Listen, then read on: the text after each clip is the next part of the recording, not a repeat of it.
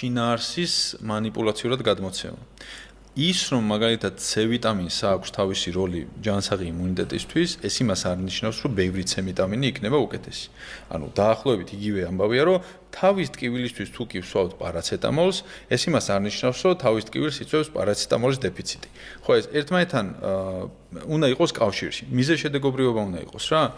და მე ვიღაცამ თქვა რომ აი ეს იმუნიტეტის ფორმირებაში ხომ მიიღებს ისა იღებს მონაწილეობას ის C ვიტამინი ხომ მნიშვნელოვანია იმიტომ რომ მაგის დეფიციტი რო განვითარდეს იმუნიტეტი ხوار გვექნება და კი რა თქმა უნდა გეგრია მაგრამ ეს იმას არ ნიშნავს რომ ბევრი უკეთესია შემოდა ქონდეს ნორმაში იგივე არის ისა D ვიტამინის D ვიტამინის ბუმი არის კიდე ეს ხო თუ კი დეფიციტი არა გაქვს, თუ კი ლაბორატორიულად განსაზღვრული არის და დეფიციტი არ არის და ის ოადგე და რუტინულად მიიღო, თუ კი რომელიმე ქვეყანაში არ ხარ, რა თქმა უნდა და იქ სადმე საზოგადოებრივ ჯანდაცვას რუტინულად არა აქვს ეგრეთ წოდებული პრევენციული დოზები.